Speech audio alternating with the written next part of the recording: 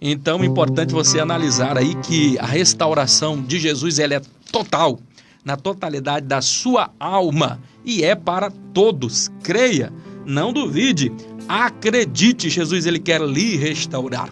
No 1.2 aí da sua lição, em Jesus nós obtemos a nossa restauração. Em Jesus nós obtemos a nossa restauração. Que coisa maravilhosa, irmãos. E quando eu falo que em Jesus nós encontramos realmente a nossa restauração, você pode conferir aí da sua casa, onde você está. Preste bastante atenção no que nos diz a palavra de Deus no capítulo de número 53 de Isaías, o profeta maior Isaías. O verso 4 e o verso de número 5 diz da seguinte forma: verdadeiramente ele tomou sobre si as nossas enfermidades e as nossas dores, ele levou sobre si, e nós o reputávamos como aflito e ferido de Deus e oprimido. Aí o verso 5 vai dizer assim: mas ele foi ferido pelas nossas transgressões, ele foi moído pelas nossas iniquidades. E ele vai dizer na sequência que o castigo que nos traz a paz, o castigo que nos traz a paz, meus amados. Que castigo foi esse? Jesus morrendo ali na cruz do Calvário. Aí vai dizer que pelas suas pisaduras nós fomos sarados, meu amado e querido irmão. Que boa notícia, que notícia maravilhosa, é que Jesus ele é suficiente. Hoje nós temos o direito de sermos chamados filhos de Deus. O pecado que tanto nos oprimia, ele levou sobre si. Todos os nossos pecados, ele levou sobre si as nossas enfermidades, as nossas dores, ele levou sobre si, e ele foi ferido pelas nossas transgressões, pelo nosso erro, pela nossa culpa, pelo nosso pecado. Ele foi moído pelas nossas iniquidades, e hoje ele está aqui para te abraçar. E nós podemos dizer com toda a convicção que em Cristo nós temos a vitória. É exatamente isso que vai nos dizer também em 1 Coríntios, no capítulo de número 13, e o versículo de número 57, mas graças a Deus que Jesus nos dá a vitória, ou graças a Deus que nos dá a vitória por nosso Senhor e Salvador Jesus Cristo. E Jesus é suficiente, meu amado e querido irmão. Os psicólogos são importantes, são. A medicina é importante, é. A ciência é importante, é. Os médicos são importantes, são. Mas eles, nenhum deles são suficiente. Só Jesus é suficiente para lhe restaurar, para lhe trazer a paz, para lhe trazer o renovo, para lhe sarar corpo, alma e espírito. Ele é suficiente na sua vida. E o interessante, no Salmos de número 34 e o versículo de número 4, um dia desse eu conversando com alguém que tinha sérios problemas de depressão, crises de pânico e ansiedade. Eu cheguei para essa pessoa e ela já não acreditava mais que a medicina tinha uma solução para ela. Mas eu cheguei para essa pessoa e eu lhe falei: olha, eu acho importante, é necessário, é urgente que se procure um especialista, alguém que vai cuidar dos seus problemas socioafetivos, emocionais, problemas de todas as ordens que estão na sua psique. É importante, por demais é. Mas o mais importante disso tudo é você ter Jesus na sua vida. Porque o especialista ele vai curar aquele problema, mas a maioria dos problemas são psicossomáticos, resolve um problema e vem um outro problema. Com os remédios é da mesma forma, você toma um remédio que vai resolver um determinado problema, que vai trazer a cura para alguma deficiência ali do teu corpo, mas aquele mesmo remédio que lhe cura, ele vai lhe causar uma dependência em uma outra área. E o interessante é que o homem ele é limitado. Por mais boa intenção que o homem tenha, que o psicólogo tenha, que a medicina tem, ele é limitado. Agora eu louvo a Deus, porque quando eu leio a palavra de Deus, irmãos, sobretudo aqui no Salmos de número 34, e o versículo de número 4, onde vai dizer na linguagem de hoje: no dia em que eu comecei a ficar deprimido, busquei ao Senhor, e Ele me respondeu e me livrou de todos os meus temores. Prestou atenção? No dia em que eu comecei a ficar deprimido, o que o salmista fez? Ele buscou ao Senhor. Então, no dia, meu querido, que você começar a ficar deprimido, no dia que você estiver um pouco mais para baixo, em que você olha para o lado e não vê um ombro amigo, alguém lhe aproximar de você, um dia que você se encontrar muito sozinho, em um dia que você olhar para um lado e para o outro e aparentemente você não consegue encontrar algum alento para a sua alma. E quando esse momento chegar, quando a depressão chegar, se chegar na sua vida, o conselho é esse: busque ao Senhor, porque quando você busca ao Senhor, você pode ter certeza, Ele vai te ouvir. Há momentos que o seu amigo não vai querer lhe ouvir, há momentos que a sua esposa não vai poder lhe ouvir, o seu filho não vai poder lhe ouvir. Às vezes, um grande amigo seu não vai ser suficiente e você não conseguirá se abrir com ele. Mas se a depressão chegar e você buscar a Jesus, eu quero lhe dizer, Ele vai te ouvir, Ele vai te compreender, Ele vai te restaurar, Ele vai te renovar. Eu tenho uma boa notícia. O salmista diz que Deus o ouviu e o livrou de todos os seus temores. Aí no verso 6, esse mesmo salmista agora, sabe o que ele vai dizer?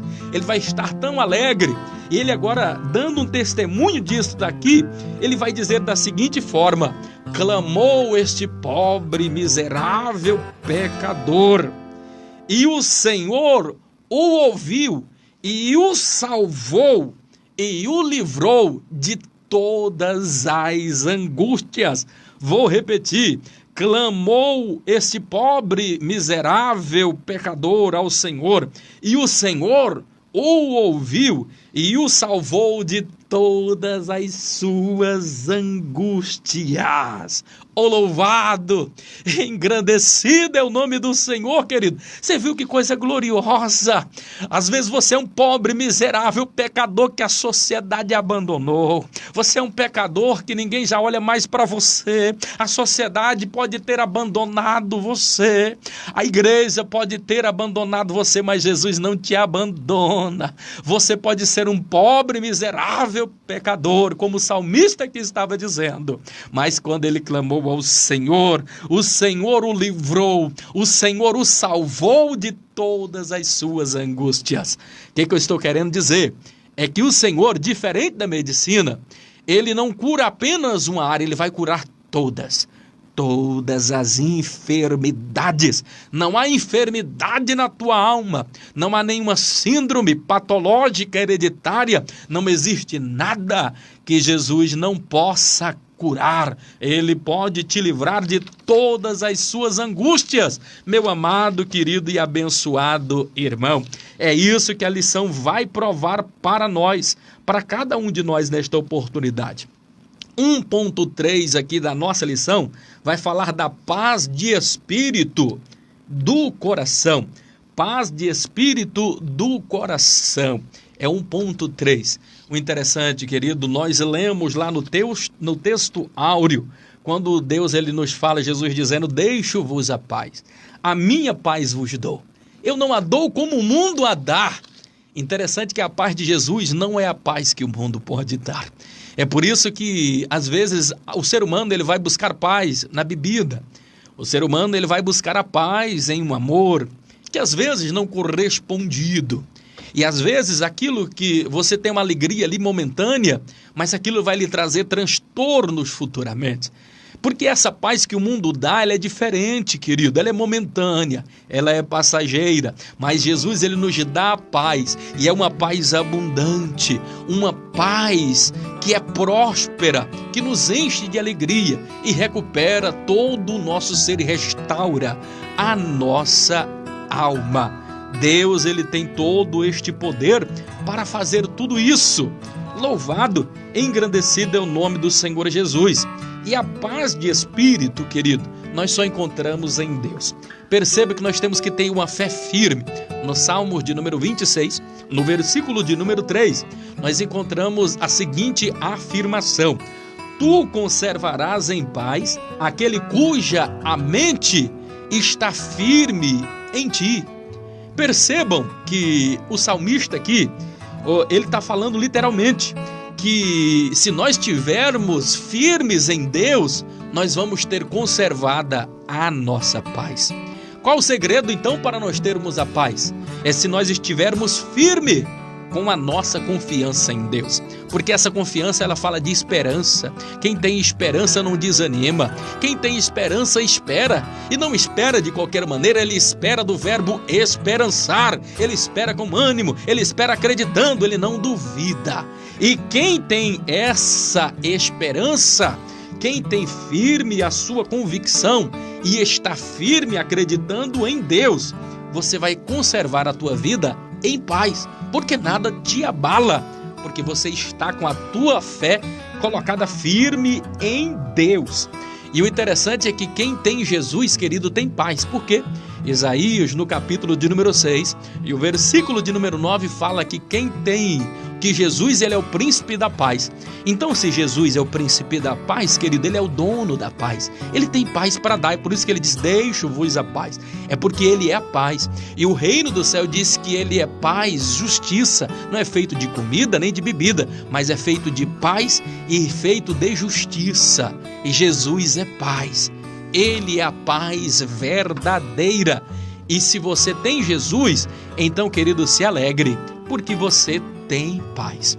Um outro dia eu conversava e dava esse testemunho na igreja de um casal. Este casal, ele casou. E no início, quando ainda noivos, era uma alegria. E estavam enamorados, o mundo de cada um estava mais colorido. Estava tudo muito perfeito. Mas esse casal casou-se, começou a ouvir as primeiras dificuldades, as primeiras brigas. E com essas primeiras brigas começou a entrar contendas. E o diabo, ele precisa apenas de uma brecha. E aquele casamento que era tão bonito, na casa onde eles moraram, que eles construíram, que edificaram para o casamento deles, eles colocaram lá, na cabeceira ali da porta, na testeira, colocaram: esta casa pertence ao Senhor Jesus. Mas eles não vigiaram e o diabo entrou. E havia dia que eles brigavam, iam um no pescoço do outro, faltavam se matar. E aquela casa que eles estavam dizendo que pertencia ao Senhor Jesus, parecia mais uma extensão do inferno. Já não tinha mais paz, eles não conseguiam orar, eles não conseguiam mais terem diálogo. Um dia eles resolvem viajar, não sei se de férias. Eu, ouvindo contar essa história, estou repassando. E o interessante é que quando eles viajaram, os vizinhos foram lá e escreveram embaixo onde estava escrito: esta casa pertence ao Senhor Jesus. Os vizinhos, sabendo que ali só tinha briga e contendo o que eles fizeram, escreveram embaixo: mas está alugada para Satanás. Tem muita casa, parece brincadeira, irmão, mas tem muita casa de crente aí que está parecendo extensão de Satanás. É pai brigando com filho, é filho brigando com mãe, mãe brigando com filho, pai brigando com a mãe, mãe brigando com o marido. Parece muito mais uma extensão do inferno. Querido, se teu lar não está tendo paz, é porque está faltando Jesus. Convide Jesus para o seu casamento. Convide Jesus para dentro da tua casa, porque quem tem Jesus tem paz. O que está faltando no teu relacionamento é Jesus, meu amado e querido irmão. Se você já tentou tudo e não tem dado certo, então tente aos pés de Jesus. Ele pode restaurar a tua vida, pode restaurar o teu casamento, pode restaurar a comunhão dos seus filhos. Não desista da sua família, não desista dos seus filhos. Interessante, vamos agora para o ponto 2 da nossa lição, porque o tempo passa muito depressa, queridos. Vamos agora para o ponto 2 da nossa lição. É preciso se desprender do passado. O tópico de número 2 vai falar sobre isso. É preciso desprender-se do passado, querido. Tem muito crente que fica preso ao passado. Tem muitas pessoas que vivem infelizes, vivem uma vida de desabor, uma vida amargurada, uma vida ressentida. Por quê? Porque estão presas ao passado. O seu passado lhe dominou. Eles estão presos, e a neurociência ela vai falar muito desse tipo do eu, que é o eu projetivo e o eu experiencial. O eu experiencial é de agora, mas tem pessoas que esquecem de viver o eu experiencial e querem viver apenas... O interessante é observar, não é o ponto que nós vamos estar falando aqui sobre esses dois tipos de eu, que é o eu projetivo e o eu experiencial. O que faz esses dois tipos de eu? O eu projetivo, ele vive para fora do agora, quer dizer, para fora do presente. Se ele vive para fora do presente, ele vive de que experiência? Então o eu experiencial, ele vive o agora, mas o eu projetivo, ele vive das experiências lá do seu passado e das expectativas do futuro, porque ele vive para fora do agora. E isso é extremamente perigoso. Tem muitas pessoas que ele tem muito eu projetivo aflorado dentro de si. Esse eu projetivo vai sempre o levar para o passado e também esse passado tentando influenciar o futuro lá na frente. E eles esquecem do eu presencial, que é o de projetar todas as coisas. E eu acho interessante, queridos, é porque a neurociência para muitos parece uma coisa nova, mas o interessante é que Paulo, ele já falava de neurociência há quanto tempo lá atrás? Inteligente. Eu olho os escritos de Paulo, hoje em dia fala-se do mundo subatômico, um mundo invisível, e o apóstolo Paulo já falava disso. Nem tudo que se vê é feito do que é aparente. O que é isso? Ele está falando do mundo subatômico. Ele está falando aí de muitas coisas interessantes. E como ninguém, Paulo fala e explica muito bem a questão aqui da neurociência. E como é que Paulo nos orienta? Se nós devemos nos desprender do passado aqui, e é o que vai abordar o tópico 2, nós aprendemos uma valiosa lição dada por Paulo em Filipenses, no capítulo de número 3, e o versículo de número 12 a 15.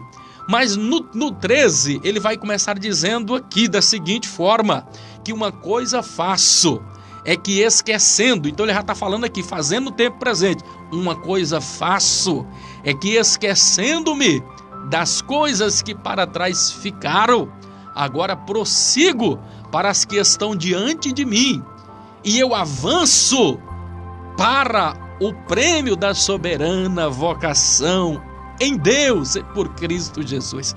Então ele deu uma lição valiosa. Ele diz eu faço. Quando ele diz eu faço, ele está falando no presente. O que nós devemos fazer no tempo presente? Esquecer das coisas que para trás ficaram, porque está no passado. O eu projetivo, você precisa se desligar e agora concentrar no presente para não comprometer o futuro. Então ele diz, uma coisa eu faço, tempo presente, é que esquecendo-me das coisas passadas. Coisas passadas se refere ao passado. Aí ele volta para o presente dizendo, eu prossigo. Quando ele fala prossigo, ele está mais uma vez voltando aqui para o presente. E ele diz prossigo, mas ele não só prossegue, ele vai avançar agora no pensamento. Para quê? Para o prêmio da soberana vocação dada por Cristo. É o verdadeiro prêmio, que nós aguardamos o céu. O homem que esperar somente nesta vida, esse homem é miserável. O apóstolo Paulo, o que ele estava querendo dizer? Ele estava nos dando uma verdadeira lição, que o homem não conseguirá ser feliz se ele não desprender-se do seu passado. Tem pessoas amarguradas a vida inteira, tem pessoas cheias de mágoas, raiz de amargura, e nunca vão conseguir se libertar e estarão eternamente presas ao seu passado e, por conseguinte, tendo o seu presente comprometido e o futuro sombrio. Por quê? Não desprenderam do passado. E Paulo, ele diz, uma coisa eu faço, esquecendo-me das coisas que para trás ficaram. Que lição maravilhosa! E esse é o nosso conselho, querido. Desprenda-se hoje mesmo de tudo quanto lhe faz sofrer. Comece agora a agir no tempo presente, para influenciar o teu futuro. 2.1 aqui da nossa lição, meus amados, queridos, diletos e abençoados irmãos, vai falar da seguinte forma: remova as recordações indesejáveis. Remova, queridos, as recordações indesejáveis. Lembra tudo aquilo que lhe faz sofrer, tudo aquilo que lhe causa dano. Nesta oportunidade, arranque da sua vida, jogue fora. É possível, meus amados e queridos irmãos, que quando a gente, mesmo tendo confessado alguma coisa, a gente examina a nossa consciência e alguma coisa ainda nos perturba, nos traz alguma dificuldade. Será que Deus me perdoou? Será que eu me arrependi de fato? Querido, se você se arrependeu de fato, não tenha dúvida. E Jesus já lhe perdoou. Mas alguém ainda não me perdoou. Não tem problema. Se Jesus lhe perdoou, se você já pediu perdão para aquela pessoa, então já não existe mais nenhuma condenação para aqueles que estão em Cristo Jesus, porque você já não anda mais segundo a carne, e sim segundo o Espírito. E se você está em Espírito, tudo que ficou para trás está para trás, ficou no passado. Pare de sofrer, você não é museu para viver do passado, querido. Mude a sua vida, mude o seu foco, vire a página, comece a caminhar. Do contrário, você terá comprometido o seu futuro e até mesmo a sua salvação. E como é que eu posso, pastor Eurípides, vencer tudo isso? Como é que eu tiro as recordações indesejáveis? Romanos, no capítulo de número 12, o versículo de número 2 nos dá a lição. O que nos diz lá a palavra? Diz da seguinte forma: não vos conformeis com este mundo. Deus está dizendo, olha, não vos conformeis, não se conforme com a derrota, não se conforme com o fracasso, não se conforme com a dor, porque Deus quer que você seja feliz. Você merece ser feliz, você precisa ser feliz, meu amado e querido irmão, ouvinte que nos ouve aqui através da Rádio Paz FM, também através do YouTube, através aí do Face, quem nos acompanha. Grande abraço a todos vocês que estão nos dando essa audiência agora aqui, em nome do Senhor Jesus. Que a paz de Cristo lhe alcance nesta oportunidade, meu amado. Romanos, ele vai dizer, não vos conformeis com este mundo, mas transformai-vos pela renovação da vossa mente, para que experimenteis qual seja a boa, a perfeita e agradável vontade de Deus para a sua vida. Sabe qual que é a vontade de Deus? A vontade do homem é lhe destruir. Muitas das vezes é. A vontade do inimigo é lhe jogar no chão, é roubar a tua paz, porque o diabo ele veio para roubar, matar e destruir, mas Jesus ele veio para dar vida, e vida com abundância. Sabe qual que é a vontade de Deus para a sua vida nessa noite? A vontade de Deus para a sua vida nessa noite é uma vontade agradável, é uma vontade perfeita. Então a vontade de Deus é isso, e você precisa conhecer qual seja a boa, porque a vontade de Deus é boa, ela é agradável. A vontade de Deus para a tua vida é perfeita. Então renove a sua mente. Apóstolo Paulo, ele teve algumas lutas, como em Filipenses, em uma igreja que tinha dificuldades. Mas quando ele escreve ali Filipenses 1, e o versículo de número 3, ele diz, eu dou graças a Deus, irmãos, por tudo quanto eu me lembro de vós. O que o apóstolo Paulo está dizendo? Será que naquela igreja não tinha ninguém que errava? Será que naquela igreja todo mundo era perfeito? Claro que não, irmãos. Tinha gente de todos os lugares ali. Tinha uma pessoa vendedora de púrpura, tinha Lídia que era vendedora de púrpura, tinha alguém ali que era romano, tinha outro que era grego. Então havia ali conflitos. Mas Paulo ele olha e diz, eu dou graças a Deus por tudo quanto eu me lembro de vós. O que Paulo está fazendo aqui? Ele não está nem preocupado com os problemas que para trás ficaram, com as dores que para trás ficaram. Ele sabia que tudo quanto, por isso que ele diz, todas as coisas contribuem para o bem daqueles que amam a Deus. Paulo está dizendo aqui que não importa a luta, não importa a dor, ele dá graças a Deus por tudo aquilo que ele passou, ele não fica preso ao passado. E isso é interessante, meu amado e querido irmão, porque ele vai nos mostrar algo revelador também, no mesmo Filipenses, no capítulo de número 4 e o verso de número 8, ele vai dizer algo tremendo, quanto mais, irmãos meus, tudo que é verdadeiro, tudo que é honesto, tudo que é justo, tudo que é puro, tudo que é de boa fama, Se algum louvor nisso, seja isto que ocupe então a tua mente. Como é que você renova a sua mente? Com pensamentos positivos, com pensamentos de esperança, de uma mente renovada, transformada pelo Espírito Santo de Deus. Pare de pensar em coisas negativas, pare de pensar naquilo que te faz sofrer. Perceba um dos profetas que mais sofreram no Velho Testamento. Um dos profetas que pregou, e jamais teve a esperança de ver alguém se arrependendo. Eu não digo nem a esperança, não teve a satisfação de nenhum dos seus ouvintes darem crédito ao que ele pregava. Eu falo de profeta Jeremias, e ele escreve as lamentações de Jeremias em um calabouço frio, tudo fétido, e estava horrível, passando os seus últimos dias de vida. Era um homem para estar depressivo, um homem para estar todo amargurado, com a alma como que um fel, cheio de amargura e de rancor. Ele poderia estar assim, mas sabe o que esse homem fala no ápice da sua dor? Ele vai nos dar uma lição importante em Lamentações, no capítulo de número 3, e o versículo de número 2, ele vai dizer-nos da seguinte forma: quero trazer à memória somente aquilo que me traz esperança. Eu só quero trazer à memória aquilo que me traz esperança.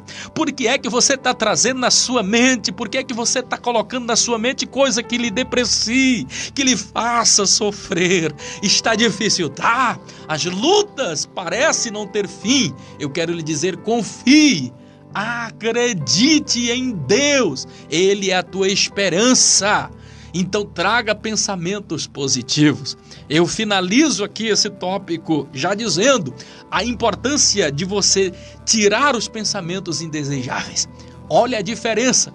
Quando nós falamos, quando o apóstolo Paulo fala aqui, olha, não vos conformeis. Aqui eu aprendo a lição entre a pessoa que é conformista e uma pessoa que ele é otimista, que é um crente que tem uma fé viva. Perceba que uma pessoa conformista, ele vê dificuldade em cada oportunidade. Mas o crente com a esperança viva, em cada dificuldade, ele vê uma oportunidade. Perceba, quer ver uma outra coisa? Um conformista, quando ele olha para a chuva e vê uma tempestade se aproximando, ele corre, se esconde de medo. Mas na mesma chuva, uma pessoa que é otimista, que é um cristão de verdade, na mesma chuva, ele vê a oportunidade de plantar e de ter uma colheita farta. Meus amados e queridos irmãos, você quer ver uma diferença? O conformista, ele olha para a rosa linda e formosa e sabe o que é que ele faz? Ele chora. E por que é que ele chora? É porque ele sabe que na rosa existem espinhos. Mas o otimista, o cristão com a fé viva, ele no mesmo cenário, ele olha para os espinhos e ele se alegra, porque ele sabe que nos espinhos também tem uma rosa linda e cheirosa e perfumada. Percebam que o conformista, ele sempre vai dizer que as coisas, que tudo que acontece é obra do destino.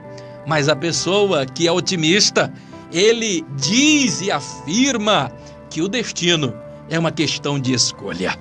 Uma pessoa conformista, ele é vítima do seu passado, daquilo que aconteceu. E é disso que nós estamos falando aqui.